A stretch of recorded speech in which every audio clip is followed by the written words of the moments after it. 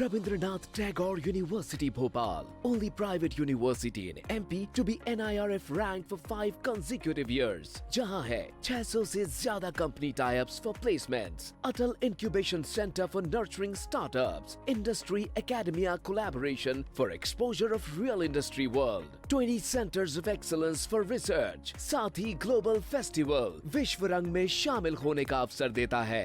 Rabindranath Tagore university, unlocking potential. सब बनेंगे followers, सब बनेंगे फैन। इस तरह वायरलेस का फील्ड में जश्न का ये जश्न है। राष्ट्रीय इलायची, जश्न का जश्न।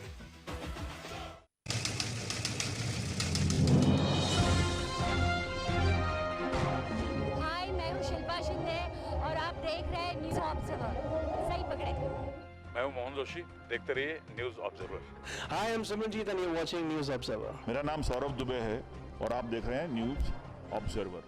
हाय, this is Karishma Tanna and you watching news Observer. Hi, मेरा नाम है शेफ हरपाल सिंह सोखी और आप देख रहे हैं न्यूज ऑब्जर्वर। नमस्कार, मैं हूँ उदित नारायण और आप देखते रहिए न्यूज़ ऑब्जर्वर। नमस्ते, हम पवन सिंह और आप लोग देख रहे बानीजा News Observer. Collaboration of a new kind, words woven in a new design. Let the king talk to you like your daddy. It's the one and only rapper Maddie. Hi guys, this is rapper Maddie और देखते रहिए News Observer. Hi, this is Zulfi Sayed, you are watching news observer.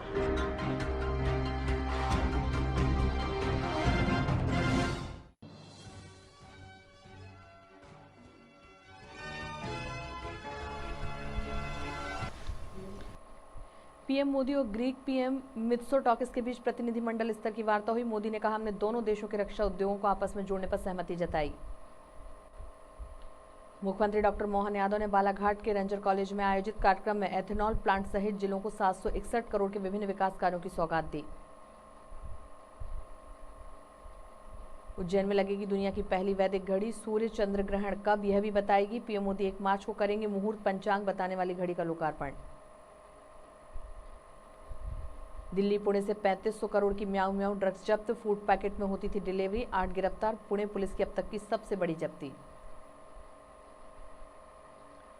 Sheopur में बारिश के बाद बड़ी ठंड। भिंड-बनोरा में ओलावृष्टि के आसार। भोपाल, इंदौर, उज्जैन में रहेगी गर्मी।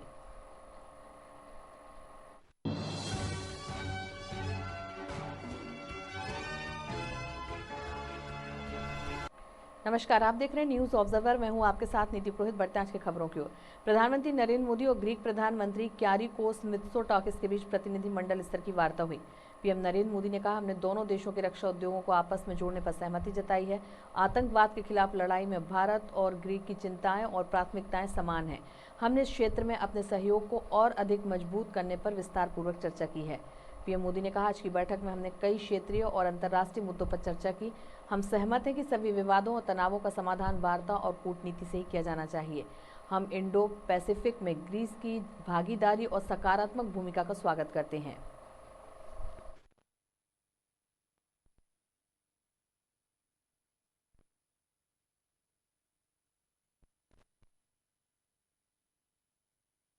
के रक्षा उद्योगों को आपस में जोड़ने पर सहमति जताई है। आतंकवाद के खिलाफ लड़ाई में भारत और ग्रीस की चिंताएं और प्राथमिकताएं समान है। हमने इस क्षेत्र में अपने सहयोग को और अधिक मजबूत करने पर विस्तार पूर्वक चर्चा की। फ्रेंड्स, आज की बैठक में हमने कई क्षेत्रीय और अंतर्राष्ट्रीय मुद्दों पर भी चर्चा की। हम सहमत हैं कि सभी विवादों और तनावों का समाधान डायलॉग और डिप्लोमेसी के माध्यम से ही किया जाना चाहिए। हम इंडो पैसिफिक में ग्रीस की सक्रिय भागीदारी और सकारात्मक भूमिका का स्वागत। मुख्यमंत्री डॉक्टर मोहन यादव ने बालाघाट के रंजर कॉलेज में आयोजित कार्यक्रम में एथेनॉल प्लांट सहित जिले को 761 करोड़ के विभिन्न विकास कार्यों की सौगात दी। यह सौगात नए स्कूलों, सड़कों और स्वास्थ्य केंद्रों में सुविधा बढ़ाने के लिए दी गई। बालाघाट में जल्द ही आयुर्वेद कॉलेज खुलेगा। सीएम डॉक्टर यादव ने कहा, आज मैं मुख्य सेवक के रूप में बालाघाट जिलों को विकास की सौगात देने आया हूं। इस क्षेत्र में आयुर्वेद की दृष्टि से अपार संभावनाएं हैं। इसलिए मध्य प्रदेश सरकार ने मंडला, बालाघाट जैसे वन संपदा से भरपूर जिलों में आयुर्वेदिक कॉलेज खोलने की पहल की है।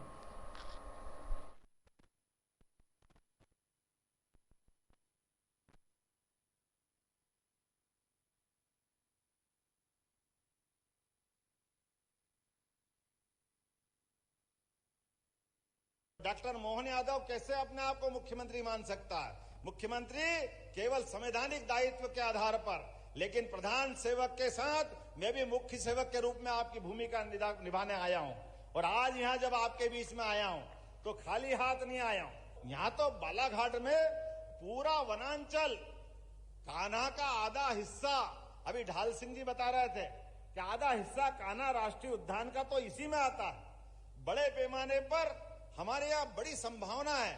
ऐसे में अब हमारी, जैसे मैंने कहा पहले भी, कि कोविड के समय आयुर्वेद का महत्व मालूम पड़ा था, तो आयुर्वेद के आधार पर इस क्षेत्र में विकास क्यों नहीं होना चाहिए। हमने सरकार के पहले अंतरिम बजट में इस बात का प्रबंधन किया कि मंडला, बालाघाट ऐसे सभी वनों वाले जिलों में आयुर्वेदिक मेडिकल कॉलेज खोलने का निर्णय करते हैं। बहुत जल्दी बड़ी सौगात अपने इस आयुर्वेदिक कॉलेज की बालाघाट में मिलने वाली है। प्रधानमंत्री नरेंद्र मोदी 1 मार्च को उज्जैन में वैदिक घड़ी का वर्चुअल लोकार्पण करेंगे। यह दुनिया की पहली ऐसी डिजिटल वॉच है जो इंडियन स्टैंडर्ड टाइम और ग्रीनविच मीन टाइम तो बताएगी ही, पंचांग और 30 मुहूर्त की भी जानकारी देगी। सूर्योदय, सूर्यास्त से लेकर सूर्य और चंद्र ग्रहण कब होगा यह भी बताएगी। उज्जैन में जंतर मंतर पर 85 फीट ऊंचे टावर पर इसे लगाया जाएगा।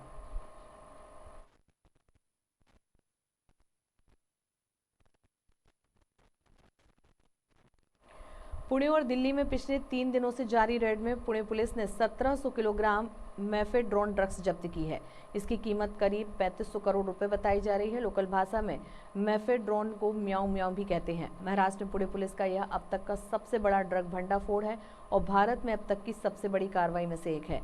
बताया जा रहा है कि ड्रग नेटवर्क के पीछे एक कुरियर एजेंसी शामिल है जो प्रोसेस्ड फूड पैकेट में ड्रग सप्लाई करती थी। कुछ कुरियर लंदन भेजे गए थे। अब तक 8 आरोपियों को गिरफ्तार किया गया है।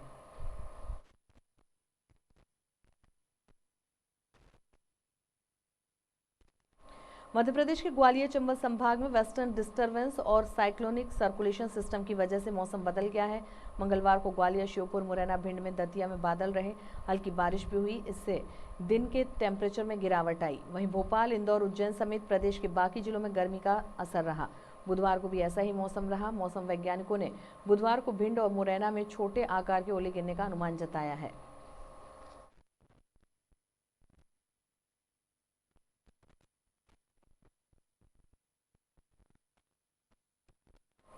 गाडरवारा विधानसभा से विधायक मध्य प्रदेश सरकार में परिवहन और स्कूल शिक्षा मंत्री राव उदय प्रताप सिंह ने डॉक्टर नरोत्तम मिश्रा के निवास पर पहुंचकर उनसे सौजन्य भेंट की। इस अवसर पर मध्य प्रदेश सहित अन्य समसामयिक विषयों पर दोनों के बीच चर्चा भी हुई।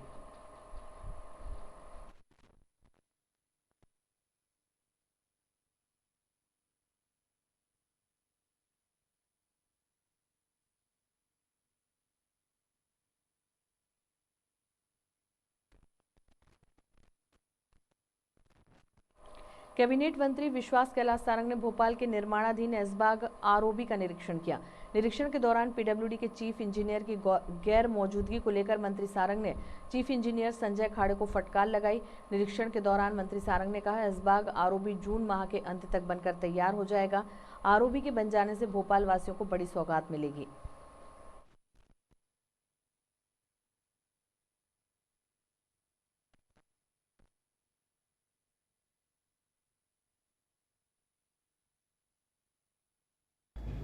है?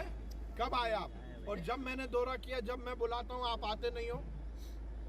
आप इतने बड़े अधिकारी हैं।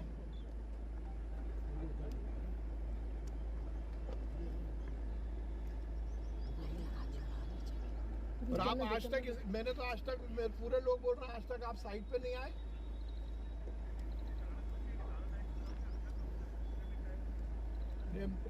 किसी भी दौरे में नहीं आते। आपका, आप इतने बड़े अधिकारी हैं, आप आना नहीं चाहते हैं, ये तो गलत बात है भाई। पूरा फ्लाईओवर विधानसभा सबसे ज़्यादा फ्लाईओवर और आरओबी हमने नरेला विधानसभा में बनवाए हैं और उसके कारण यहाँ की यातायात की व्यवस्था बहुत सुगम हुई है। ऐशबाग स्टेडियम के पास के रेलवे ट्रैक पर रेलवे फाटक बंद होने के बाद यहाँ के रहवासियों को बहुत दिक्कत थी। केवल नरेला ही विधानसभा नहीं, मध्य विधानसभा भी और इसके आसपास के समस्त पुराना भोपाल नए भोपाल को जोड़ने वाले इस क्षेत्र में यातायात की बहुत समस्या थी। इसीलिए हमने ये आरओबी सैंक्शन कराया था। इसका काम तेज गति से चल रहा है और जून में हम इसका लोकार्पण करेंगे। आज मैंने सभी वरिष्ठ अधिकारियों के साथ दौरा किया है।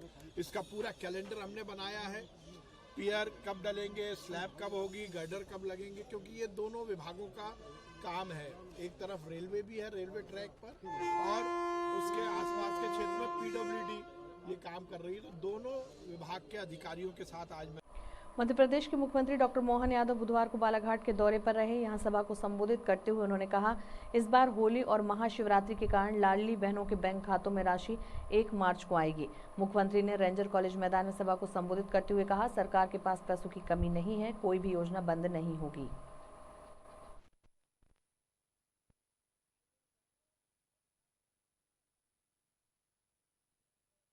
होगी सभी योजना जिनके माध्यम से माता और बहनों की अगर जिंदगी में कोई उजाला आता है तो निश्चित रूप से ऐसी योजनाओं को कैसे बंद कर सकते हैं।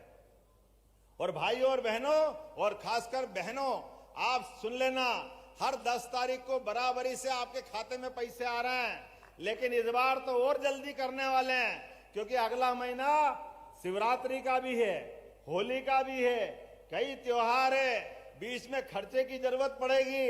अब हमको आदत पड़ गई है तो आपको आपके खाते में 1 तारीख को ही पैसे डाल दिए जाएंगे। ये पैसे आपके खाते में आने वाले। कांग्रेस प्रदेश अध्यक्ष जीतू पटवारी ने लगातार कर्ज लेने पर सरकार को घेरा। उन्होंने कहा, सरकार लगातार कर्ज ले रही है। सवाल यह उठता है कि सरकार कर्ज लेती है तो उसका करती क्या है। 38,000 करोड़ से ज्यादा केवल सरकार को ब्याज देना है। आज एमपी के हर परिवार में आर्थिक अराजकता है। कांग्रेस किसानों के साथ है। लोकसभा चुनाव में हम किसानों को एमएसपी बढ़ाने की गारंटी देंगे। हम किसानों कार्यकर्ताओं के साथ मिलकर हर तुलाई केंद्रों, ब्लॉक और मंडल स्तर पर प्रदर्शन करेंगे। 5 सिद्धांतों को लेकर 2 तारीख से भारत जोड़ो न्याय यात्रा एमपी में आ रही है।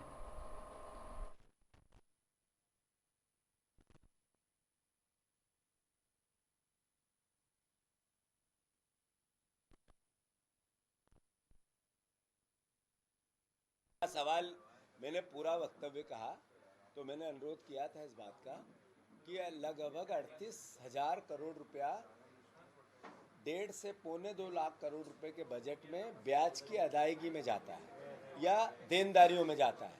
हमारी सरकारी संपत्तियां सरकार बेच रही है, रोज बेच रही है। हमारे मध्य प्रदेश में विभाग बन गया तो प्रदेश के सामने ये सवाल तो है कि आपने ये कर्ज लिया तो किया क्या। आपने न 2700 के दाम दिए, न 3100 के दाम दिए, न बहनों को 3,000 दिए। तो कर्ज जा कहाँ रहा है? विज्ञापन में, जा कहाँ रहा है? मैनेजमेंट में, जा कहाँ रहा है? तनख्वाह में। तो ये सवाल तो एक विपक्ष का दायित्व है। ये जो स्वामीनाथन आयोग की रिपोर्ट के आधार पर समर्थन मूल्य एमएसपी, इसको लेकर राहुल गांधी जी ने, खड़गे जी ने, कांग्रेस पार्टी ने एक पूरा मेमोरेंडम दिया है देश के सामने। जो स्वामीनाथन आयोग की रिपोर्ट के अनुसार जितनी मांगे होगी, जितनी फसलों के समर्थन मूल्य की बातें होगी, कांग्रेस पार्टी उसकी गारंटी लेगी जब चुनाव जो सारी स्वामीनाथन आयोग की रिपोर्ट के अनुसार, उसमें संख्या कितनी है उसी में है। मध्य प्रदेश से 5 राज्यसभा प्रत्याशी निर्विरोध चुने गए। बीजेपी से एल मुरुगन, माया नरोलिया, बंसीलाल गुर्जर, उमेश नाथ महराज और कांग्रेस के अशोक सहज सांसद बने। औपचारिक घोषणा की गई। सभी ने कल अपने प्रमाण पत्र भी लिए। वहीं भाजपा के उमेश नाथ महराज ने आज अपना सर्टिफिकेट लिया।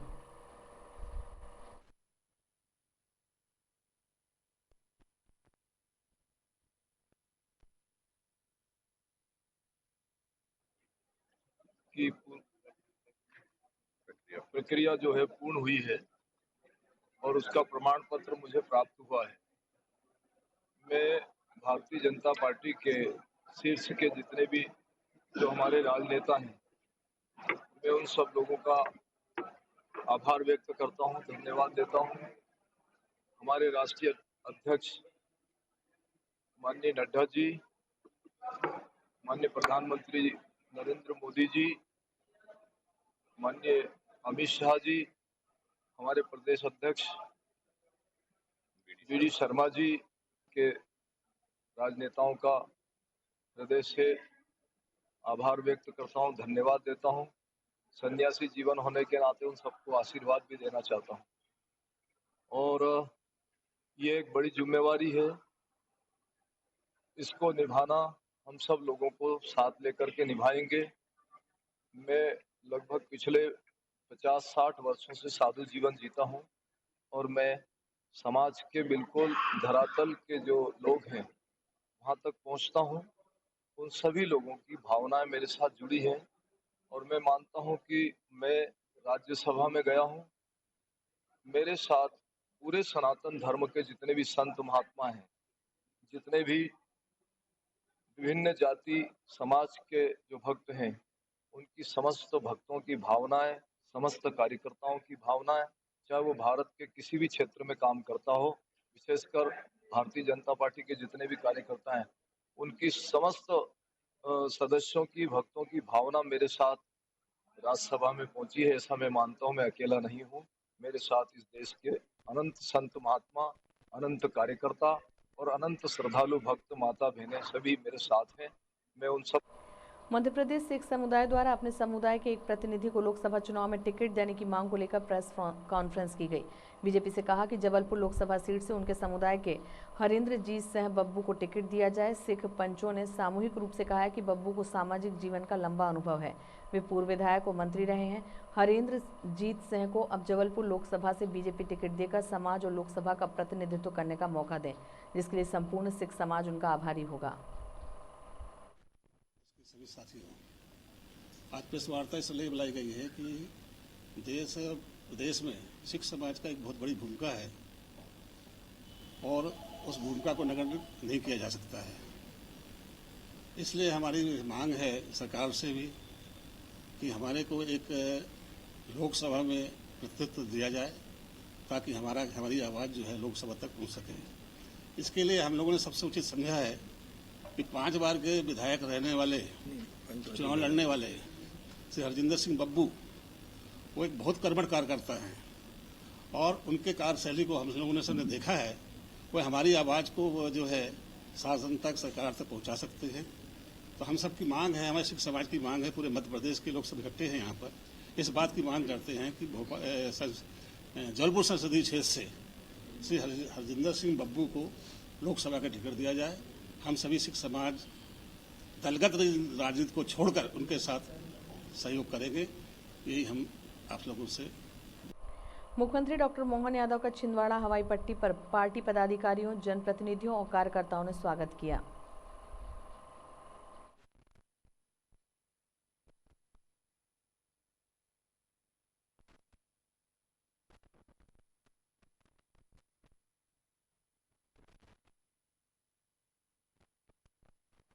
ग्वालियर पहुंचे पूर्व मुख्यमंत्री दिग्विजय सिंह ने महिला कांग्रेस नेता को पागल कहते हुए होटल से बाहर करने के लिए कहा। इसका वीडियो सामने आया है। महिला कार्यकर्ता बुधवार को राघवगढ़ से दिग्विजय सिंह से मुलाकात करने के लिए पहुंची। वे वाराणसी से प्रधानमंत्री नरेंद्र मोदी के सामने लोकसभा चुनाव लड़ने की जिद करने लगी। वीडियो में दिग्विजय सिंह कहते हुए सुनाई दे रहे हैं, बाहर करें इसे, पागल है ये।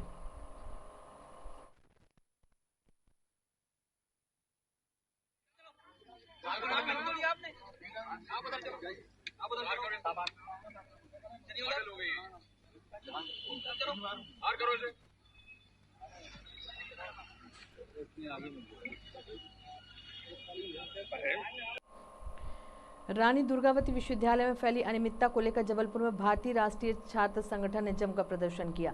सैकड़ों की संख्या में यूनिवर्सिटी पहुंचे एनएसयूआई के कार्यकर्ता जबरन यूनिवर्सिटी में घुसने की कोशिश करने लगे, जिन्हें पुलिस ने बलपूर्वक रोकने की कोशिश की। प्रदर्शन के दौरान एनएसयूआई के कार्यकर्ताओं की पुलिस से जमकर झड़प भी हुई। प्रदर्शन कर रहे कार्यकर्ता कुलपति को चूड़ियां भेंट करने यूनिवर्सिटी के अंदर जाने के लिए कोशिश कर रहे थे, जिन्हें पुलिस ने रोककर गिरफ्तार कर लिया।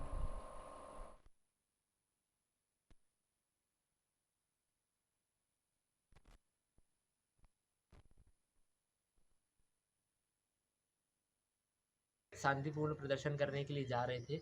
जैसे ही हम लोग रानी दुर्गावती विश्वविद्यालय के गेट पहुंचते हैं, प्रशासन के द्वारा हमारे ऊपर बलपूर्वक प्रयोग किया गया, लाठीचार्ज करके हम सभी को पुलिस लाइन ग्राउंड लेकर गए। हमारी ये मांग थी, जिस प्रकार से आज कुलपति को आए महीना 2 महीना हो चुके, उसके बाद कुलपति एक कठपुतली की तरह है। कुलपति महोदय जी को खुद नहीं पता है कि विश्वविद्यालय को चलाना कैसे है। रिनोवेशन के टेंडर हो गए, बिल हो चुके, उसके बाद ही विश्वविद्यालय की हालत बद से बदतर हुई पड़ी है।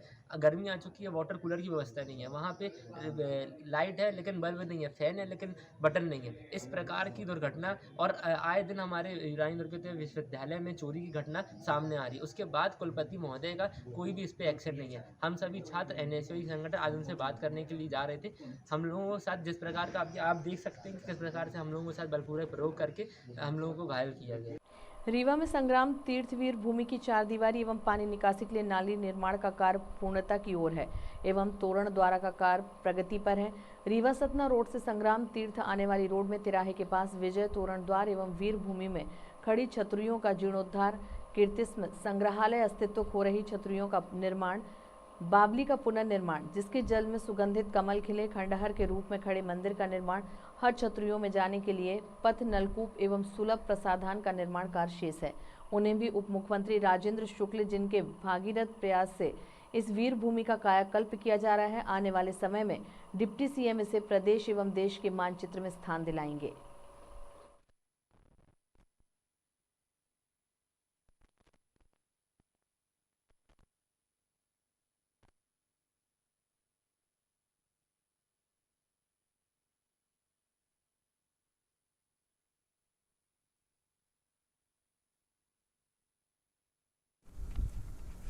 आज ये जो ब्रह्मर्ष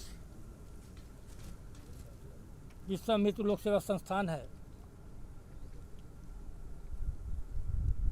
ये अपने कार्य एजेंडे में ले रखा है कि शराब नशे के खिलाफ लोगों को जागृत करना और जो परिवार कभी छोड़ेगा वहाँ वृक्षारोपण और उस परिवार उस कुल के लोगों को उसके लिए प्रेरित करना कि यह घर, ये परिवार, ये पड़ोस शराब से ऐसे दूरों से, क्योंकि इससे हमें खाली युद्ध की नहीं, बहुत सारी सीख जानकारियाँ मिलती हैं इतिहासों से, और हम लोगों को कहीं दूर जाने की जरूरत नहीं इतिहास से सीखने के लिए। हम लोगों के पूर्वज इतने बड़े सनातनी थे, बिरले उदाहरण आपको मिलेगा। अमरकंटक में चले जाइए, गंगेश देव कर्णदेव का पुराना हुआ मंदिर जो बना हुआ है, उनका बनवाया, कर्णदेव कचली को बनवाया हुआ। आप बैठे हुए हैं जैसी भैरव बाबा का मंदिर कचली के जो बना मूर्ति आप देखिए, अवशेष देखिए, गोरगी का देखिए। रायपुर में आ जाइए, 8 मंदिर जो शासकीय करा दिए गए, उनके गांव चढ़ा हुआ था। लक्ष्मी मंदिर झजबा को देख लीजिए आप। शहीद हुए हैं, ये कोई वेतन भोगी नहीं थे। बहुत अच्छी बात।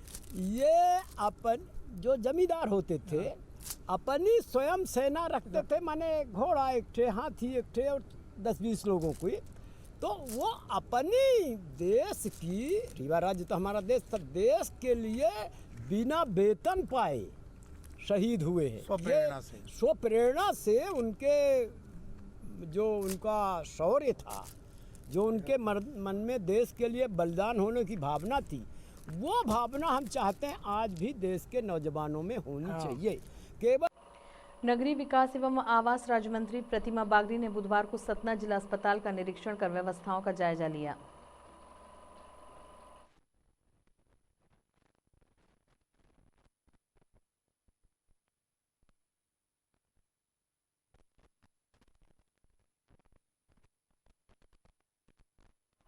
नगरीय विकास एवं आवास राज्य मंत्री प्रतिमा बागरी ने सर्किट हाउस सतना में रेउरा प्लांट एवं रैगांव विधानसभा क्षेत्र में जल जीवन मिशन, नल जल योजना तथा विद्युत प्रबंधन की समीक्षा की।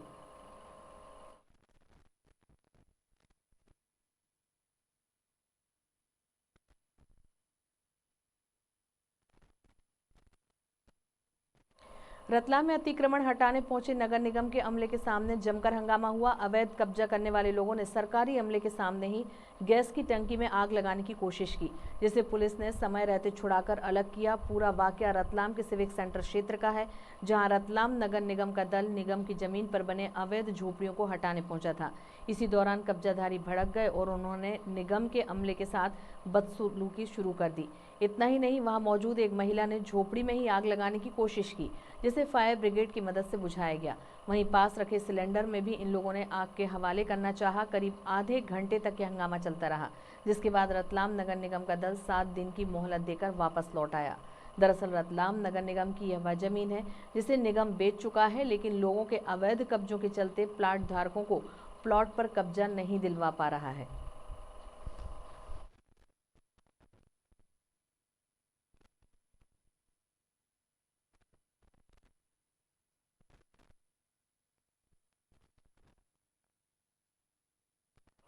शुजालपुर कृषि उपज मंडी के व्यापारी संगठन की मनमानी एवं कृषि मंडी प्रशासन अधिकारियों के ढीले रवैये के कारण आसपास के ग्रामीण क्षेत्र के किसानों को परेशानी का सामना करना पड़ता है। कृषक हम्मालों का कहना है कि शासन के निर्देश अनुसार मंडी प्रांगण में किसानों के द्वारा लाई गई उपज को 50 किलो भर्ती में तौला जाए, किंतु व्यापारी संगठन इस बात से संतुष्ट नहीं है। इसी को लेकर कृषि मंडी समिति के द्वारा 21 फरवरी 2024 से आगामी आदेश तक कृषि मंडी बंद का आदेश जारी किया गया है। आपको बता दें, शुजालपुर कृषि मंडी में ऐसा पहली बार नहीं हुआ। आए दिन मंडी बंद होने का नाटक यहां पर देखने को मिलता है, जिससे सीधा नुकसान एवं परेशानी का सामना ग्रामीण क्षेत्र से अपनी उपज लेकर आए किसानों को करना पड़ता है। आए दिन हड़ताल होने से शुजालपुर क्षेत्र के किसानों को अपनी उपज को लेकर बाहर की मंडियों में जाना पड़ता है, जिससे किसानों को भारी परेशानी होती है। वहीं रोज कमाकर जीवन यापन करने वाले तुलावटी हम्मालों पर भी इसका सीधा असर पड़ता है, जिससे कि उन्हें परिवार चलाने में काफ़ी दिक्कत होती है। समय रहते जनप्रतिनिधियों एवं प्रशासनिक अधिकारियों ने अगर इस ओर ध्यान नहीं दिया तो आने वाले समय में शुजालपुर नगर की कृषि मंडी पर इसका बुरा असर पड़ सकता है।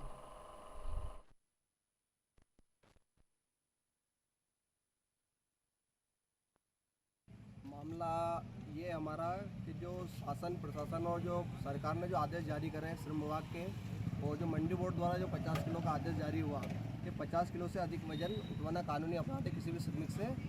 और ये लड़ाई हम करीब 2018 से लड़ते आए, लेकिन आज तक हमारे को आश्वासन नहीं मिला है इस विषय में। और प्रशासन या मंडी की कुछ ऐसी चूक है कि ताकि अभी तक वो आदेश लागू नहीं हुआ। आदेश होने के बाद भी भारत शासक महोदय ने आदेश कर दिया, उसके बाद भी व्यापारी मानने को तैयार नहीं है। ना हमारा भरण पोषण कैसे हो, ये मंडी बंद हो गई, हड़तालें चल रही है।